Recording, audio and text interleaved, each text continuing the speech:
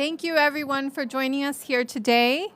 We are very appreciative of your presence, given that it's late in the afternoon. So we are grateful that you're still here with us for this very important discussion that we're going to have here today on local leadership in the renewable energy transition and the green hydrogen economy. We are focusing on the local impacts and local leadership for the green hydrogen transition because we know that a lot is happening, but this always has local impacts and it's based on local needs and addressing the sustainable development goals at the local level. So we're going to be discussing all of these, the importance of this and the multi-level action that we need from national and local levels in this event today. For this, I would like to welcome our introductory remarks, which will be given by the head of the UN Office for Sustainable Development under UN DESA, Mr. Chung-Kyu Park.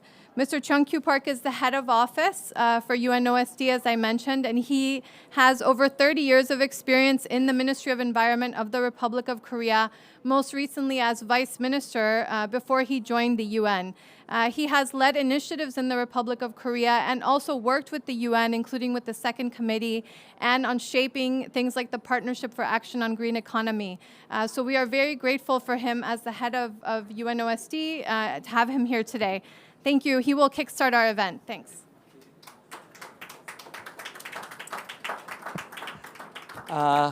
As always, thank you so much, Sarah, my esteemed colleague, and she worked so hard. I'm so grateful for her dedication and work for our office. Okay, good afternoon. I know that this is already late, so my remarks might be very short. I would like first to begin by expressing my sincere gratitude to our distinguished participants here, especially our partners, UN Habitat, Francesca, and Green Hydrogen Organization, INES, for joining us here today for this event on local leadership in the renewable energy transition and green hydrogen economy. As we all know, the latest report from UNEP has sounded the distressing alarm. Greenhouse gas emissions have reached an all-time high, escalating by 1.2% from last year. This surge in emissions further propels us toward record temperatures and severe climate catastrophe. Despite this dire situation we face, the Secretary General's last call remains crystal clear. We can still achieve the 1.5 degree limit of global warming. However, it demands unwavering commitment, a tripling of renewable energy, a doubling of energy efficiency, and universal access to clean power, all by 2030. As our world becomes increasingly urbanized, and our energy needs growth, ensuring green hydrogen pathways through regional and local leadership can advance decarbonization in cities. Scientific evidence shows that green hydrogen can provide cost-effective and environment-friendly route, especially for hard-to-abate sectors such as urban transport. Our office, United Nations Office for Sustainable Development, under the UN DESA, has provided a policy support service to member states on the transition from fossil fuels to renewable energy, as well as on the importance of sustainable urbanization since its inception in 2012. To accelerate the transition towards a clean energy paradigm and green hydrogen production, it is essential to recognize that cities stand at the forefront of combating climate change and spearheading sustainable energy transitions across continents. Numerous national and local governments are championing hydrogen transitions at the city level.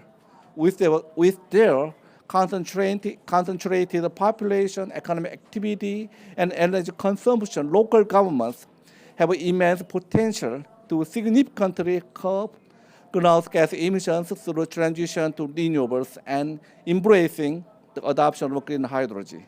This event will also serve to highlight these endeavors while addressing challenges, offering actionable recommendations to expedite renewable access to clean energy. Yesterday, I had a chance to attend another side event on the theme of the renewable energies and also the hydrogen. At the time, I found that we have some kind of our side, favored side or against side. I'd like to highlight that one of our favored side might be renewable, RA100. I think there is a good movement for us to expertise our activities toward the green hydrogen. But another I think that's something like the barrier that we should take into consideration. That is nuclear side, especially nowadays.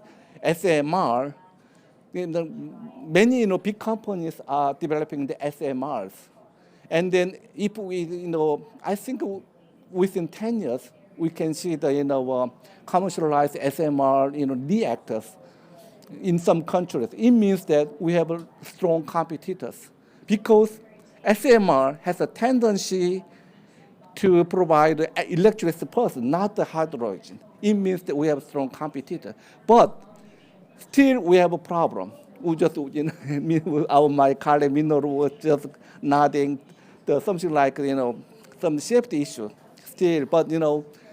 But as I'm talking to my colleagues, said about yesterday that if we have a good motivator and also the big company which developed is something like pioneering the technology, then we'll move forward. That's my conclusion. Okay, thanks again. Once again, thank you for all your kind presence and contributions to our event, and I wish you all productive discussions. Thank you so much. Thank you very much, Mr. Park. Indeed, so green hydrogen is seen as part of a mix of solutions, and all of this is taking place at the local level, which is the raison d'être for our event here today. So I'm really grateful for the co-organizers that we have as well for the event. So I'd like to acknowledge our colleagues from UN Habitat as our co-organizers and also the Green Hydrogen Organization. And the Green Hydrogen Organization, we have our colleague, Ms. Inez Marquez, who's here today, and she will be speaking to us about a new publication that they have as well. Inez is the director for the Green Hydrogen Organization, and they are also exploring the importance of local value creation in the transition to green hydrogen or the hydrogen economy that we see happening. So Inez, I would like to give you the microphone now. Thank you. Thank you very much. And just to get behind Sarah's thanks to everyone who's still here today and hanging in there. And a great thanks to the UN OSD team for spotlighting this issue around local leadership.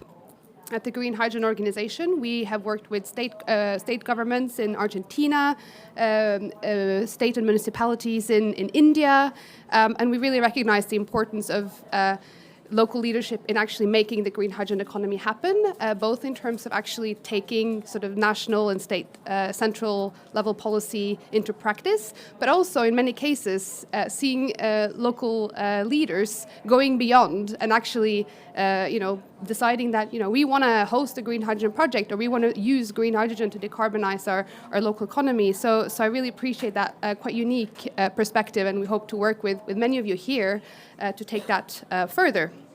So we have been doing some work on local value creation.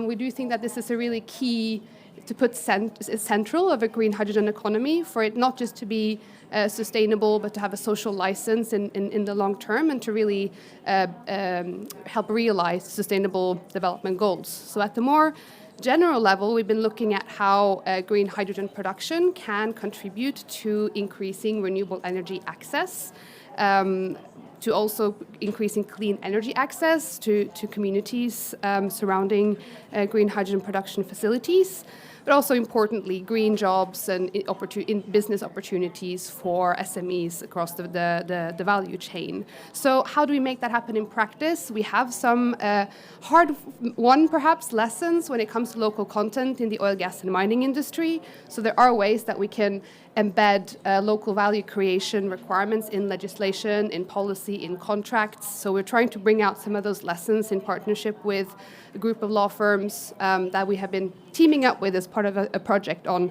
good legislation and contracting for green hydrogen.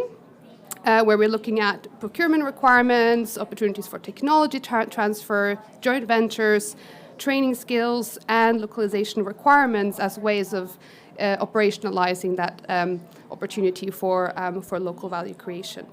And also drawing lessons from wind, solar industry as well. And we are seeing that regions like the European Union, but also India, Egypt, the US are already also putting into practice conditions and requirements around local employment, local manufacturing, and offering incentives to companies that work together with local communities to really identify those ways in which projects can contribute locally. So in our guidance that we're launching a working version of today, and we welcome any feedback. We'll be taking on board all feedback from this session into our final version.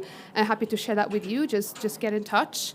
And we will also be building on that in our partnership with UNO, this OSD and others here as well as part of our next steps of this work. But we do recommend that governments consider a sort of flexible project-based approach to local value creation, just because each project, each community, each region will have different types of opportunities. So we need to not be rigorous, or not be too stringent in our requirements for governments and for project developers in these early stages, but recognize those local specificities. So that's a little bit a teaser for what we have in our guidance. And with that, I just want to welcome everyone and thank you once again, and really look forward to learning more in this discussion. Okay, thank you.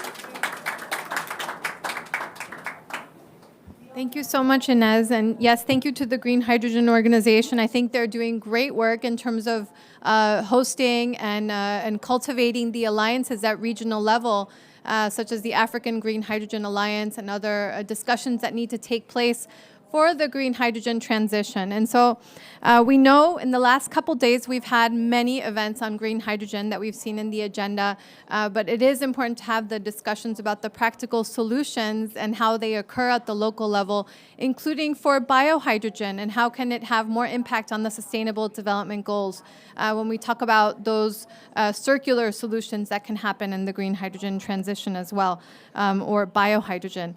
So for that, I would like to welcome our first technical presentation, which will be from the Global Green Growth Institute and our colleague, Doug-Woo Jun. He is the Circular Economy Lead at the Global Green Growth Institute.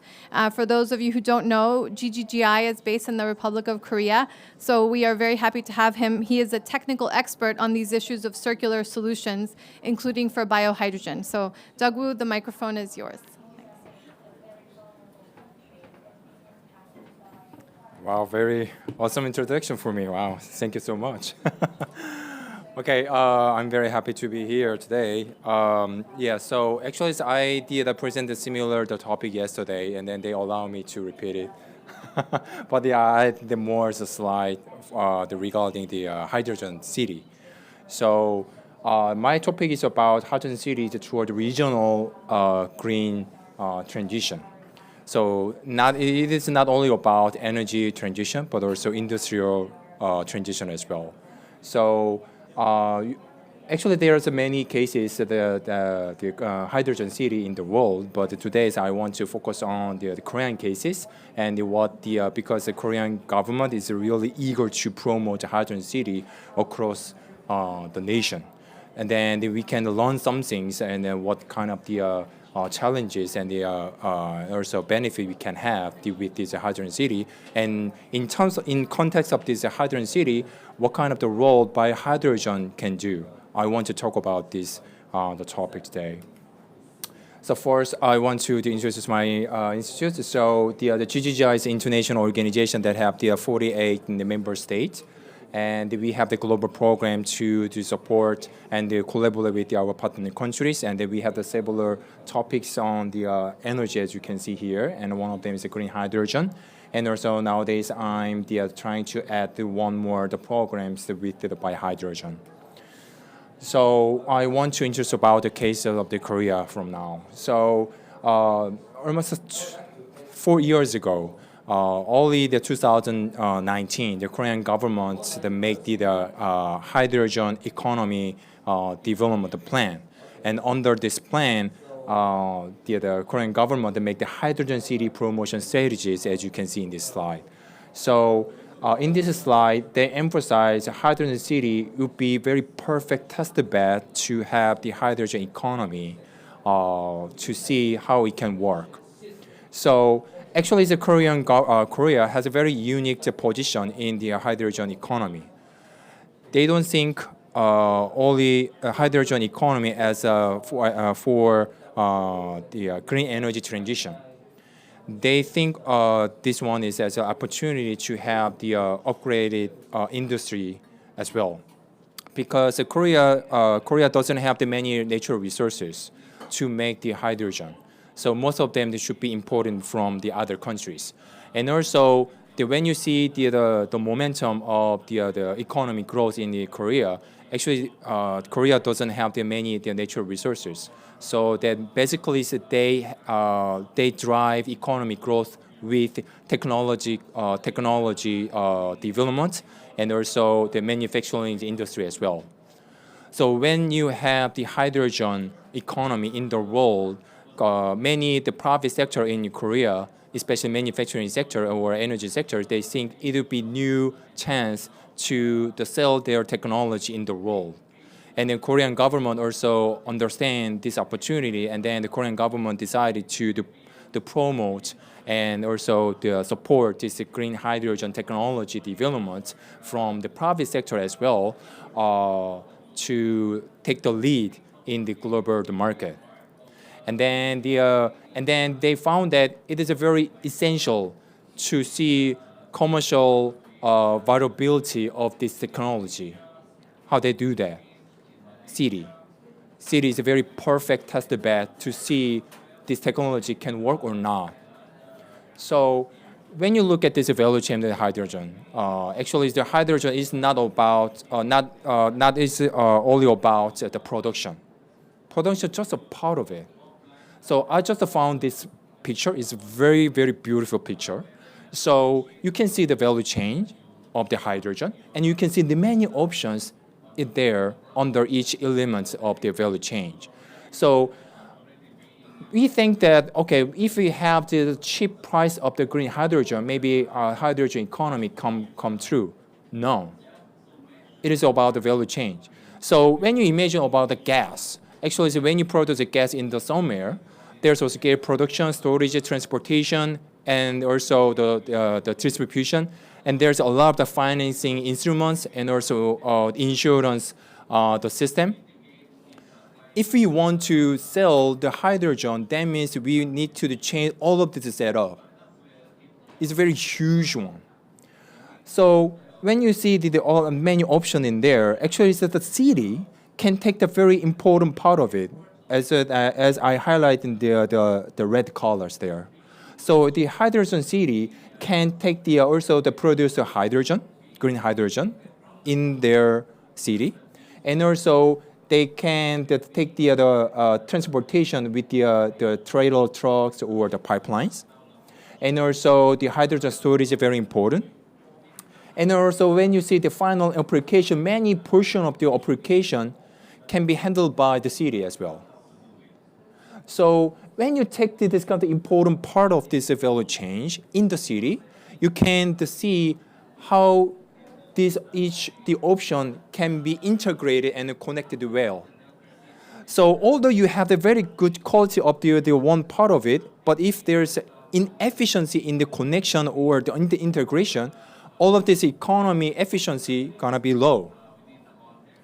So city is a very perfect test bed in this case. So of course, we should think about green energy transition or sustainable development. What I want to emphasize is it is about Korea's hidden intent to promote hydrogen city. I will give you. I just talk about the hidden secret to you. Okay. Okay, but there are the many the challenges in the hydrogen city approach in the Korea. So most the challenging one is high price of the regional hydrogen cost. It's not about green hydrogen. Even the gray hydrogen, the cost is very expensive. So some region have enough the sources to produce the hydrogen, even the gray hydrogen with the byproduct from the petroleum industry. But some region do not have enough the source to produce the hydrogen themselves. So the Hwasong city actually they want to be the hydrogen city, but they failed to apply the hydrogen tram in the city because of the high price of the hydrogen in the city. But nowadays, Ulsan city succeeds to have the hydrogen tram. It's a very first case in the world. Why? Because they have a lot of the resource of the byproduct-based hydrogen in that city. So it's very important to have the reasonable price of the hydrogen to drive the hydrogen-based infrastructure, facility, and industry in the region. So that is a very small successful case in Korea to have very low price of the hydrogen supply in Chungju City. Chungju City is a very small city. So it's a population just 200,000. But that city has the lowest price of the hydrogen, even the very green hydrogen. Not perfectly green, almost green and blue hydrogen.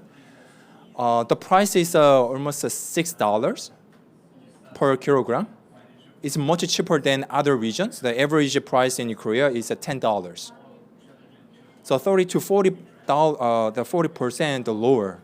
And actually, they aim to reduce the further, like $5 nowadays. How they can achieve it? They use food waste as the hydrogen production source. So when you see the pictures, actually, almost 15 years ago, they make their biogas and bio-CNG production facility, as you can see in the white, the bowl, the city, the facility there, and they have the produce of biogas and bio-CNG successfully. And then at some point, almost 3 years ago, they are wondering, okay, how about making hydrogen from the CNG, because there's a commercialized technology named the steam methane reforming (SMR) to produce to convert the methane to the hydrogen. Maybe we can similarly apply that technology, but the biogas itself it has a lot of the impurities, so that they needed to have the more advanced process in the SMR, and then they want to test it can work or not, and then they have the R&D support from the Korean Ministry of the Industry, and then they make this kind of small scale of by-hydrogen production facility. And then you can see the charging hydrogen charging station, and that is the place that you can find the lowest price of the hydrogen in Korea. Actually, they can save the transportation and the storage the cost as well. Why? Because this hydrogen is a regional, localized hydrogen production. So they can save the logistics, the cost as well. Because of this kind of small, successful case, this area becomes landmark in Korea and even in the world. So in order to visit there, you need to wait 1 month to visit there. So there's a lot of the long line to visit there to see how they work. So because of the successful story, Korea government, especially Korea Ministry of the Environment, they have been promoting the biogas production as well as upgrading to the biohydrogen. So Korea Ministry of the Environment provide the subsidies when their local governments want to produce biohydrogen from biogas. because Korean government expect that in the some point hydrogen demand is gonna be the surging, and then if we don't have the enough production of the green hydrogen or blue hydrogen, the price of the hydrogen gonna high very soon. And also, it can give this important implication to the other countries, especially to the developing countries. So when you visit some places in developing countries, the food waste is just a landfill, and then the many cases is a very insufficient management of the waste in that area. And because of that, there is a very serious environmental issue, as you can see in the picture, and one of them is a methane emission from the landfill. But if we have the biogas and biohydrogen production, actually you can exclude the methane emission. And of course, as I told you, the SMR is quite the energy intensive process, so that there's some CO2 emission because of this energy use in this process. But when you take a look at the entire life cycle of the hydrogen production, when you regard the methane emission avoiding, you can think it as a carbon neutrality, even the negative the carbon footprint. So Korean government is thinking, okay, what would be scope of the biohydrogen definition? All of this part can be, between the green hydrogen and blue hydrogen. But when you regard all of the recycle, definitely is a green hydrogen. So there's arguments in Korea what would be scope and definition of biohydrogen, because of that kind of the standard, Korean government can give the green hydrogen subsidy to this solution or not. So this approach can make the several impacts regarding SDG, but also industrial upgrading. And then, but there are several the challenges and also the practices to strengthen the biohydrogen value chain. And one of them is diversifying the hydrogen off-takers in the region. So when I mentioned about the hydrogen city, the Korean government emphasized localized hydrogen off-taking application. It is not about hydrogen mobility, but also hydrogen-based energy production, and also hydrogen integrated industry development. The smarter farming is one of the examples to adopt the hydrogen fuel cell in the farming practices. So because when you have the localized hydrogen off-takings, it can make the localized hydrogen economy as well. When you want to apply this kind of approaches in your region, especially developing country, it's very important to have the very efficient collection system of the biomass. Because many cases, just the biomass, like especially food waste and organic waste, just mixed with the other types of the municipal solid waste. And then it will be very hard to separate in the middle. So it is very efficient if you can separate the food waste at source, and then it's exclusively collected, and then make the biogas and biohydrogen. And then it can make your biohydrogen price more efficient and a lower cost and a better carbon footprint as well. Okay, thank you for listening, and then I'm really anticipate to have the good discussion. Thank you.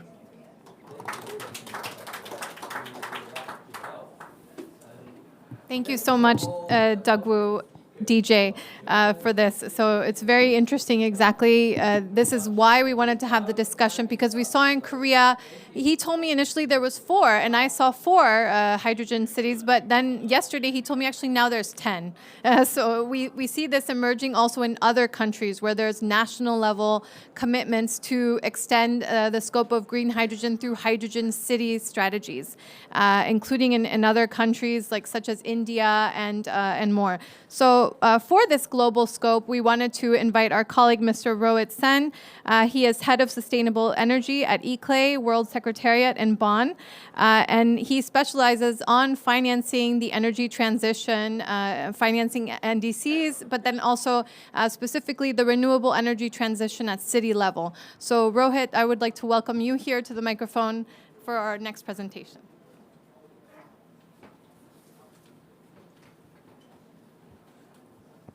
Thank you very much, and good day to you all.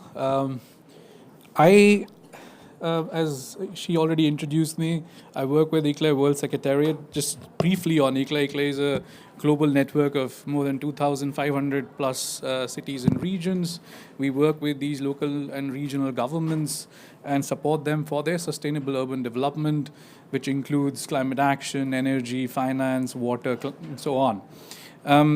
I saw Daku already has gone in detail and showed what green hydrogen is there and what Korean cities are doing. I wanted to give you a different perspective of how we are dealing with green hydrogen as one of the enablers in our work. So ICLEI, as it works with sustainable energy with various local governments, we have taken an official position where what we define as sustainable energy, where we work with the renewable energy sources, having transitional enablers, which includes green hydrogen apart from energy storage, energy efficiency, and so on. And all this looking at a more context-specific, socially sensitive, and nature-conscious activities. Based on this, I would pick up one of our flagship work, which is looking into 100% renewables for cities and regions, where we are working with many cities and regions, local governments, and trying to help them transition towards 100% renewables so that they can achieve their climate and energy targets, support locally towards achieving NDCs and SDGs and so on. The definition is very important because many around the world define 100% renewables in their own convenient manner. We have, for our work, endorsed the definition for an IRENA Coalition for Action and tried to put that infographic so that it is well explained that how renewable energy sources with the enablers that we have 24/7 throughout the year is looking at achieving 100% renewable energy, and also across the various sectors, mobility as a transport, agriculture, whatnot, making sure that all the energy forms are addressed, whether it is electric or thermal. So building on this, we are working with multiple cities and regions. At the moment, we are at 21. Where we are supporting the work, the flagship work on 100% renewables. We are working with them on developing local strategies. We are working with them on developing data collection models, energy modeling, also looking at what local implementations can be worked out, also helping them build capacities and giving them training so that they can carry out the work where they have already committed themselves for the overall transition of the city, not just government operations, but citywide. Transitioning towards 100% renewables to net zero and so on by achieving 100% renewables.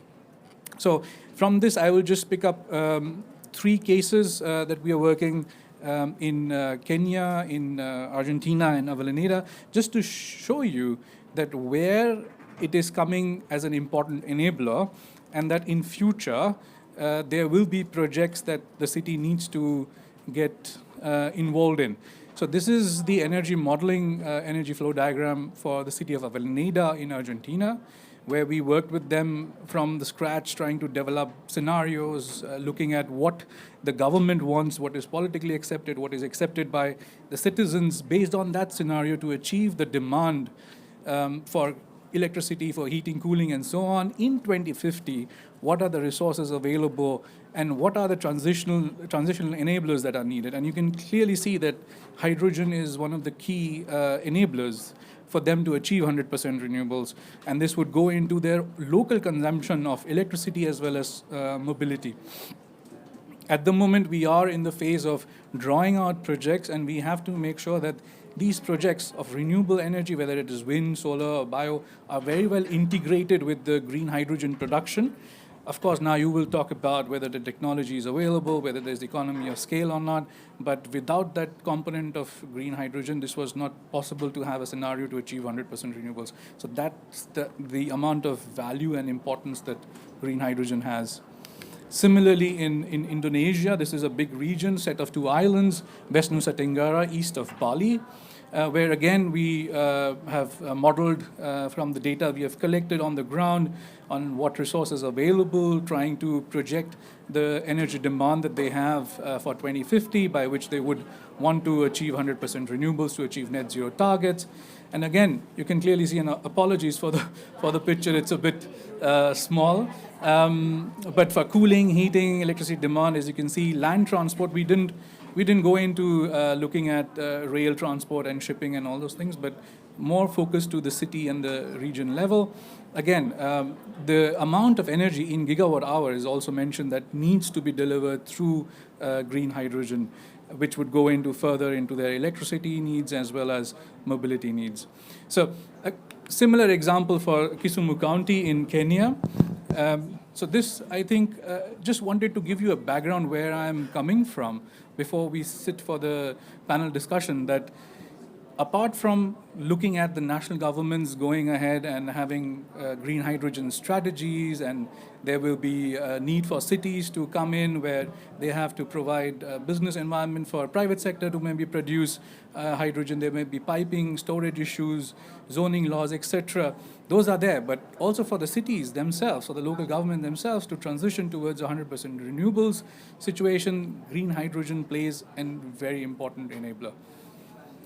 That's where we have to think how now technology develops, how financing develops, how the components of whether it's fuel cells, whether it is electrolyzers, how the sizing develops in the future, can the modularity come, etc. But it is something that you cannot take out. That's what we have tried to do with various scenarios, including not just techno-economics, but also looking at what is available commercially and how more, commercial security that a certain region or a country can have. Because as we know that technology transfer, even as of today, is a big question. So I would stop here. We have, as I said, we have started developing projects which would feed into that energy scenario that I showed. In Avellaneda, we have started with the solar PV of 3.6 megawatt. We've started using hospitality as well, healthcare sectors and so on, and seeing how we can look at energy efficiency measures and look at solar-based electricity and clean cooking and so on. But these all would need to be integrated as I had shown in the energy modeling scenarios. So the hydrogen projects are yet to be evolved because many things are dependent on the policies from the national government, the regulations that come out, and how much the local government is willing to be ambitious and take things forward and set examples to take the lead. So we continue our work through our initiatives, the 100% Renewable Cities and Regions Energy Compact and the network, where we try to work with these leading cities and regions, local governments. I mean, ICLA has more than 2,500 cities and regions in the network, but there are only few that come across to be ambitious enough. And as we are seeing with the last years or so, there are more cities who are becoming ambitious and want to transition towards 100% renewables to achieve net zero targets. I stop here and I thank you and look forward for the fruitful discussion.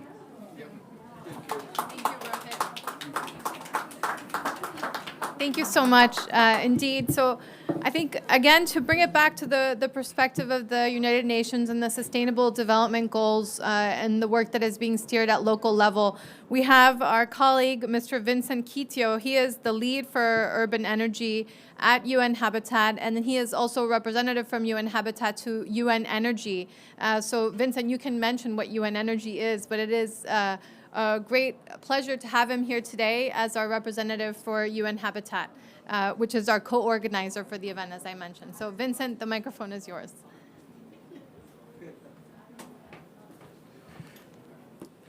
Thank you very much, and good afternoon. Sorry, I was attending another event, and it was not possible to be here right from the beginning, so I may say something that has already been said.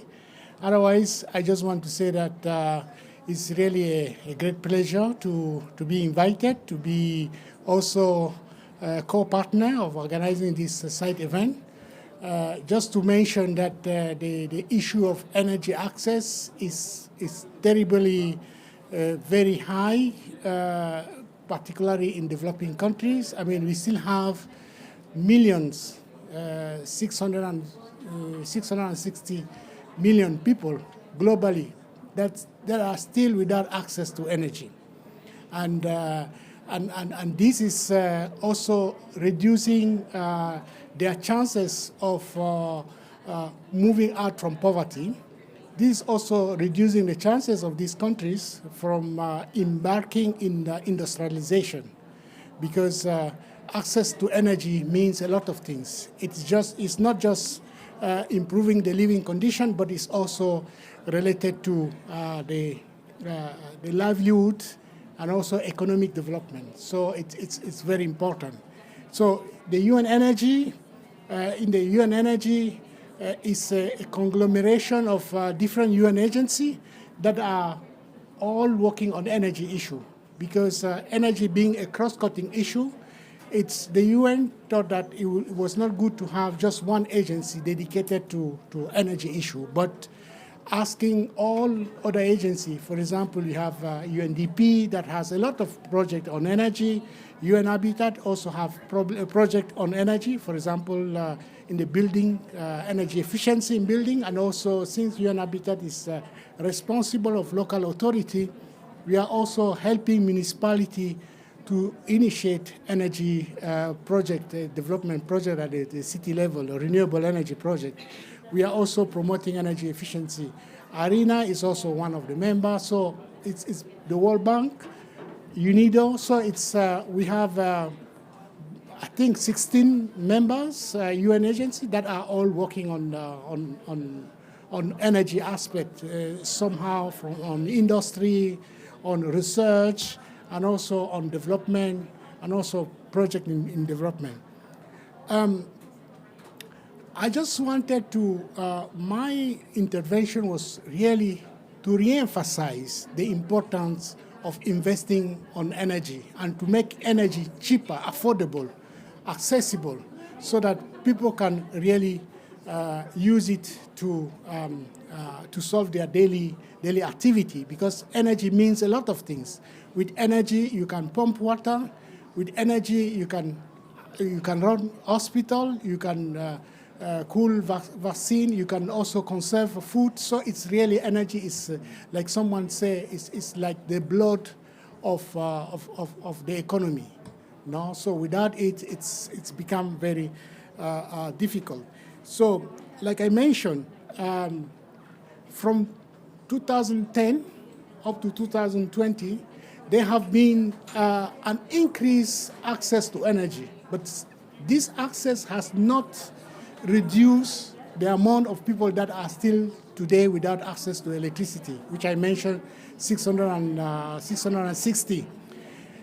It is assumed that if there are no changes, if there are not new technology coming in, making energy affordable, by 2030, we still, with the increase people having access to energy, will still be around the 600 something. So it's not, considering the growing, the population growth, we'll still be having a huge number of people without access to energy. When we talk about energy, without access to electricity, because one thing is access to electricity, and then another thing is access to energy. Like we realize that today we still have 2 billion people that are still using firewood for cooking as a source of cooking. And out of these 2 billion people, 900 million people are in Africa that are using charcoal for cooking, firewood, and this has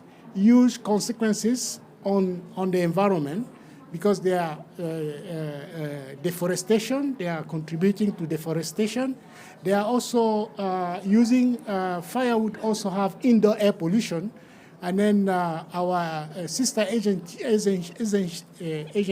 WHO, estimated that between 4 to 5 million women and small children are dying every year because of the indoor air pollution resulting from the use of firewood. And therefore, it is important, it is crucial that we look for alternative sources that are affordable, that's why the theme of this discussion today, the hydrogen, is being seen as one of the energy that could be, if the development continue the way there, it could actually be the game change, in the sense that with the hydrogen, you can use it to do several things. Cooking, and then having without indoor air pollution. You can also use it for mobility issue, and therefore all the air pollution that we are seeing in our city today can also be eliminated thanks to the use of the hydrogen.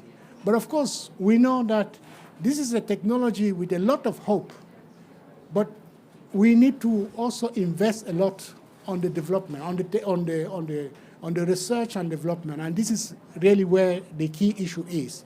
So, just want to say that coming from the African continent and also from UN Habitat, where we are working with focus on the urban poor, we are really hoping that this technology will be operational like solar technology. If you remember, 20 years ago, there were only few people, less than 2% of people who could afford a solar panel. Today, the cost of solar panels has actually come down to 60%. So virtually, we are seeing solar panels everywhere because there have been a lot of investment in the research, in the industry, in production as a scale, so that to reduce the cost. So we also hope that the hydrogen cell could also follow the same trend, because it is a technology that is really needed, not just to improve our living condition, but also to save our planet. Because using fossil fuel to operate our cars, we are contributing to air pollution, city air pollution. We are also contributing to greenhouse gas emission. So a technology that is using renewable energy to produce hydrogen, and then the hydrogen can now be used to address energy services, we think that it's really a technology that has a lot of hope for the future. Because the only way we can address the SDG 7 and other SDGs is really to produce more energy as an affordable and also as a clean, as we can say. And then at the same time, if we want to address the Agenda 2050, which is the Paris Agreement of keeping the temperature below 1.5 degrees, we really need to phase down. I know that phase up, because a lot of discussion that are coming out, people are saying that let's talk about phasing down, no? But I will believe that we should be optimistic, and if we think about the next generation that are coming, we should have the courage to say that we need to phase out this energy, fossil fuel energy, because they are the one contributing to what we are seeing today, the migration of people moving from rural area because of flooding, because of temperature drought. They cannot cultivate their farm, so they are moving to the cities because of climate change. Of course, some people are also saying that, yes, climate change has always been there before, but the problem, the issue today is that the frequency is very, has increased a lot, and therefore we really need to look into alternative solution, and hydrogen solution seem to be one of the solutions that can help us in the coming 5 years, or hopefully 10 years, so that it can contribute to this fight against climate change. Thank you for your listening. Thank you. Thank you so much, Vincent. Now we would like to have a bit of a discussion, but I want to open the floor for questions. Do we have any questions for our presenters and partners here today from those that are seated? Yes. Could you please state your name? I have a microphone.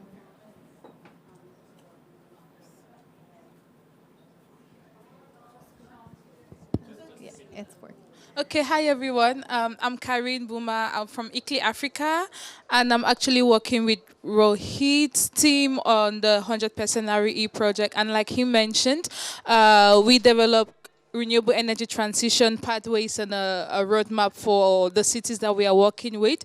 And particularly in Kisumu County in Kenya, the hydrogen was one of the main fuels that would enable the city, theoretically, to transition towards renewables across all sectors, especially the transport sector, but also electricity sector. Now, my question to, sorry, I've forgotten your name. I was just going to read it here, but my question to you is regarding the cost of such a technology, because the city staff that we are working with, they are quite concerned about the technology first and foremost. They don't know how this operates in, like, how it works. They don't understand it first and foremost. But then the cost also, like, from your experience, how will it be for an African city like the ones we're working in Kenya and many other developing cities in Africa to deploy such technologies within their jurisdiction? And you've mentioned a number of sources of generating hydrogen, including organic waste, which is actually new to me, and I'm glad that that is a resource that can be used to generate hydrogen. How would that compare to generating biogas directly instead of generating hydrogen from that? If you can touch on this few aspects, I'd appreciate it. Thank you. Okay. Yeah, it's very challenging actually to have the very cost-effective investment. So basically, cost is very high. So when you compare those solutions with the fossil fuel-based solution, of course, is not cost-effective.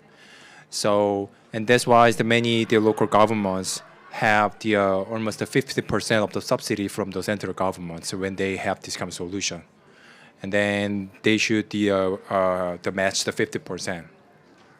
So. When I show my presentations, there are the hydrogen production and also transportation, storage, and also the hydrogen fuel cell. All of the options are very expensive, very expensive. So when you compare those benefit compared to the cost, you cannot install them in the local level. But the reason that the central government put their money in there, as I told you, the Korean government thinks it is a very good chance to advance their economy development momentum by industrial development. And also there's many the private sectors who want to develop their technologies and earn the money in the market in the future. And that's why the Korean government put the support, this subsidy as investment, future investment. But I want to talk about biohydrogen more in detail. So I want to talk about my recent case that I'm beginning to work with Indonesia. So in Indonesia, there's the province named West Java. It is close to its capital, Jakarta. But West Java doesn't have enough renewable energy source to make their green hydrogen themselves. And also they have very serious issue in their organic waste management. So what you are talking about, what you are talking with them is, okay, how about trying to apply this biohydrogen in your region? And then when the survey is a possibility, we found that actually they don't have the biogas facility. They don't have the bio-CNG production facility as well. And then we want to have the biohydrogen production facility. And also they don't have solely the hydrogen-based application like mobility or hydrogen to fuel cell. It'll be very demanding to have all of this kind of efforts in across the value chain in the region. So we are struggling is how we can apply this solution in the region. So what we are doing is, okay, maybe we can start in the middle point. It is like the hydrogen production facility. So maybe we can start to produce hydrogen from natural gas very first step. But we can upgrade the facility once they have the biogas and bio-CNG production facility. We expect that it may happen almost 3 or 4 years later. And so what we want to do is we're gonna mobilize R&D budget from the private sector in Korea and Indonesia, and also governmental support to have the innovation. We estimate that it may cost about $20 to $30 million to have this kind of the biohydrogen production facility. And then there is some the big private sector in Indonesia. They say actually it is the public corporate to produce gas, natural gas, and distribute it in Indonesia. And they think that hydrogen is very important, so that they're willing to be involved in this partnership as well. So what they're saying is that they're gonna mobilize their own money to have the hydrogen charging station, and also buying some hydrogen trucks, because hydrogen trucks is essential in the part, because with the Java gonna have a lot of the they have a lot of the industries, and to deliver the high volume of their products to other regions. And at some point, the trucks are gonna be converted to hydrogen. They expect that, not electricity, not EV, but hydrogen trucks. So they expect that kind of the future demand, and then they want to put their investment in this the partnership. So only one remaining challenge is biogas production. They don't have the food waste separation system and also biogas production facility. And also the local government don't have enough the budget to pay for gate fee, the tipping fee, to treat the organic waste. So what we are thinking is, I don't mention about that one, that there is a lot of the other carbon reduction potential, as I'll show you, like methane emission avoiding, so that we try to link this the investment with the carbon financing, carbon credit market. So we almost designed this kind of the whole value chain, and then we expect that maybe we can start next year to have the R&D in the middle of this value chain, and then also we're gonna conduct a feasibility study how we can connect this biogas production facility under carbon financing mechanism as well. Thank you so much, DJ, for this comprehensive answer. Do we have any other questions from the audience? Yes. Yeah, maybe just for whoever wants to answer. I understand that there are a lot of benefits attached to hydrogen, but there are also some challenges like the cost, the financing, infrastructures. So I wonder what could be enablers or favoring factors to support this transition towards upscaling of green hydrogen technologies. Thank you. Do we have an answer? Rohit or Vincent? or Inez, would you like to answer as well? Yes, please, go ahead. Actually, Inez, you're supposed to be sitting up here too, so I'll put a chair for you. Also, go ahead. Feel free to have a free discussion. Yes. For the camera. Now, thank you very much for that question. I think what we need to understand, like I mentioned earlier on, when the solar energy, solar photovoltaic was invented, it was very expensive, very expensive. So there have been a lot of research and development, a lot of investment put into that, and the result is that today we have 1 watt of solar photovoltaic used to cost like $20, 1 watt. Today we are talking of something like 20 cents. And sometime also in the stock market, you could even get it at 10 cents. So it's something that, but in order to reach that level, you need the research. A lot of research has to come in order to reduce all the value chain, some of the hidden cost, and try to make it available, and perhaps at the time the raw material were not easily accessible. So you really need commitment, political commitment and a lot of investment. And then once you invest a lot, and then eventually the cost will come down. But of course, what I would just also mention, and then I like the reply that was given before, that renewable energy should not be looked at one single technology, like solar, and then we just focus on solar.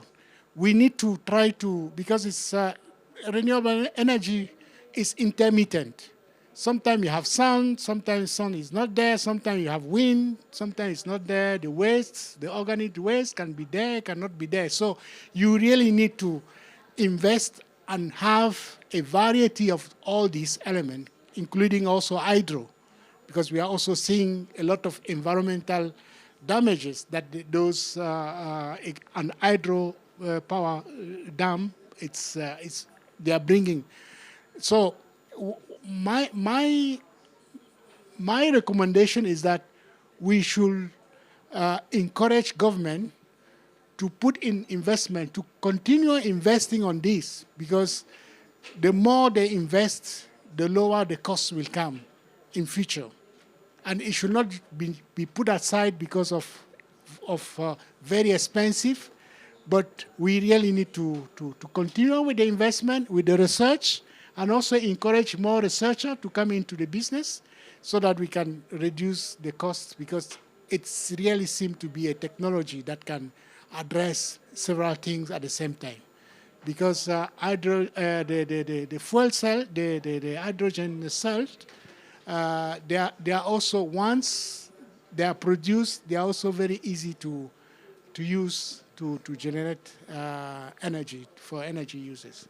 So these are just some of the points that I want to add. Thank you. And then also on the issue of the local value creation, what do we see as some of the benefits that can be generated in terms of local value creation at city level, for example? Inez, could you answer a bit about that? Hello. Yes. Hello. Absolutely. And I was also going to just add on this question about enablers. So I'm going to highlight just a couple of those that we usually focus on, but from a point of view of sort of subnational governments. So obviously, clear policies and targets, that's something that's evident to everyone. But we are seeing, so for, let's say in India, for example, where there's a very clear hydrogen mission, you have the role of state governments, for example, in then setting out what does that mean in practice in terms of the particular regions. You do have regions like in China, Inner Mongolia has a hydrogen target that's higher than the central government. So there's also the opportunity for state level governments to put in place commitments and targets that go beyond what the central government is doing. Obviously, it needs to be coordinated, but that's sort of an enablers on the signaling and on the policy level. On financing as well, it's really interesting to see in India how some of the state governments seem to start to compete in terms of what they can offer to green hydrogen project developers in terms of financial incentives. We don't want to race to the bottom, but clearly here as well, different types of innovative financing instruments, and obviously looking at carbon markets and other ways to mobilize finance that's scarce. But we are seeing different types of state leadership or local level leadership in that aspect as well. We work a lot on planning on permitting for renewable energy and green hydrogen projects. There's also a lot of uncertainty around the additional permits that green hydrogen project developers need to obtain. And here, regional and local level governments are often important and have to, in Norway, they can veto a project, right? So there's a key role there as well in terms of building capacity at the local and regional government level, and to coordinate between central and local governments on planning and permitting, and also on implementing policies. So we know that in regions like Argentina, where there's a province that's looking to host a green hydrogen project, the main sort of interlocutors for project developers are often regional governments that kind of can really champion and help address bottlenecks that happen on the ground, which is more difficult for central government. So those are, I guess, some of the policy enablers that we see from a more subnational point of view. Action. Yeah. Mm. Thank you so much, Inez. Rohit, would you like to add a point? And then Vincent, I see. Thanks Thanks for the question. Points taken. I would take a step back actually, and try to understand what is the approach here. Is it hydrogen projects that we are talking about as one entity item, or are we holistically trying to see at the local level the transition of the city or the region? The question asked what the development is needed and so on would be dependent on this systematic approach of the city's transition, including all kinds of projects, and that would give you a better idea of what exactly is needed. Is it electrolyzers, fuel cells, what size, what capacity, and so on. Remember, this is something not next year. This is projections that we are making based on today's technology, assuming that things would improve in the future, which we don't know what, and in 2050, 2040, and so on. So that's very essential to not jump to conclusions of this city needs this and that. Quite often we have seen the demand of energy in cities is very high compared to the resources they have, and therefore based on these kind of modeling scenarios, development, etc., you would try to see what exactly, with respect to green hydrogen, is needed and what would produce that green hydrogen is also important. For example, the question was on the bio-based hydrogen. I mean, it's a very critical question on who decides whether that biomass is used for hydrogen production or heating, cooking, or electricity. Perhaps the techno-economics and the political decision would come in, no? So therefore, I would not jump to that conclusion, especially when you are talking about at city local level, no? If you're talking about one project of a green hydrogen at a national level, maybe things are a bit in a different way, but I would be a bit cautious about that. Thank you. And DJ or Vincent, do you want to add in any points for some closing guidance? Yeah, there are several enablers needed for this one. But when you think about especially the matter related to this kind of value chain, I think one of the very important enabler is a strong commitment, especially from the government. So when we start the target area, regarding by hydrogen project in Indonesia, we have the several consultations from the central governments, and then there are some requests that we propose them. So, for example, we have the investment opportunities if you help us in this criteria. And the very first criteria is commitment. We suggest that we want to find city who want to be very first hydrogen city in Indonesia. If we can find that kind of commitment, any one city in Indonesia, we gonna provide the full commitment together to have the very first hydrogen city in Indonesia, even in the ASEAN region as well. Amazingly, it's very hard. It's very hard to find that kind of commitment from the local government. Right now, central government has a very strong commitment, very strong in Indonesia.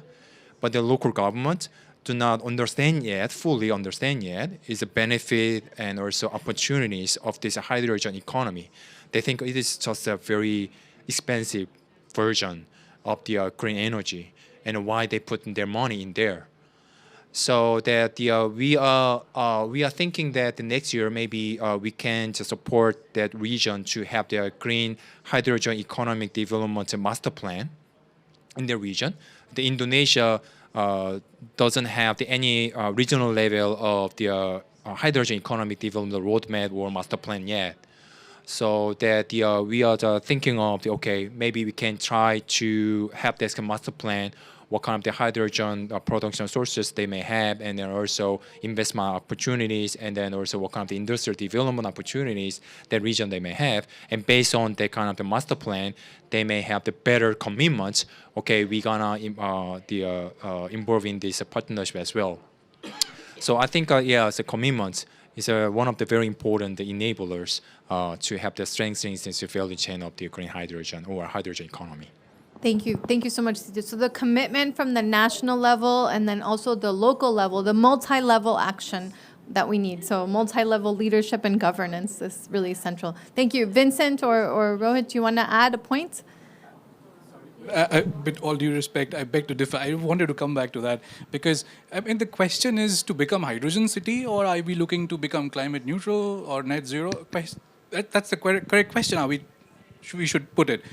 In my experience working with local governments, whether it is in Indonesia, Argentina, or Kenya for that matter, we have seen that the local governments are more ambitious than the national governments. And a lot of times it is because of the policies at the national level, they feel not empowered enough to go ahead and have these ambitious plans. When we were working in Indonesia, for them to commit for 100% renewables was a big challenge to convince them because the target from the Indonesian national government was just 33%. So for them to get convinced, you have to show that this is possible through data, through modeling, through scenario development. And that's, as I said, it's not the goal is to become hydrogen city, but hydrogen being an important component, green hydrogen, sorry, being an important component of the city's transition towards renewables and net zero. Thank you. Yes, please go ahead, jump in. Yeah, no, just to say I fully agree with that.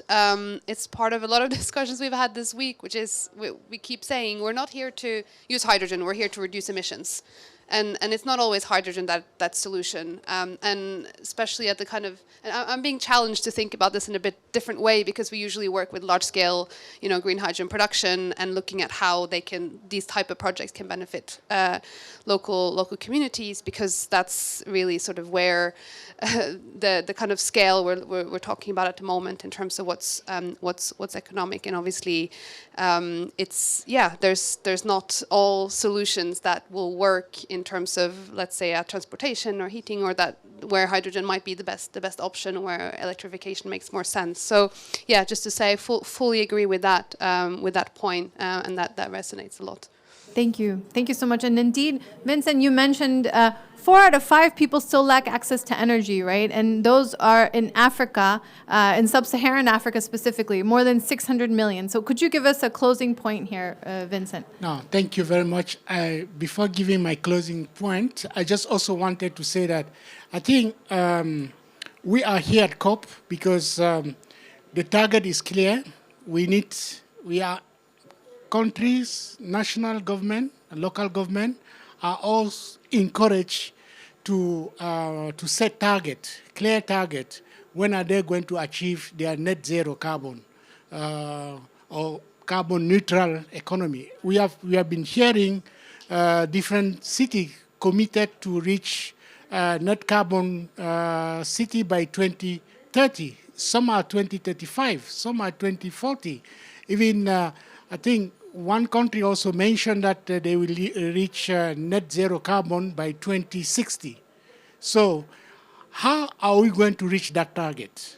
We need to reach there using technology that are carbon neutral, and green hydrogen is one of them. So that's why it is important to invest on it to reach there. Investment is just one side. I mean, financial investment at the city level is just one part. But the other investment is through education, the academia, the research. We need to encourage students to undergo research, their master, their PhD on green hydrogen, because it's by doing those researches that they can even discover other elements that will also reduce the cost of the hydrogen. So basically, we should not just limit our enabler on the finance, but we can also encourage the younger generation to embark in the research of this. And now coming to my closing remark, I just wanted to say that the challenges of accessing energy is real.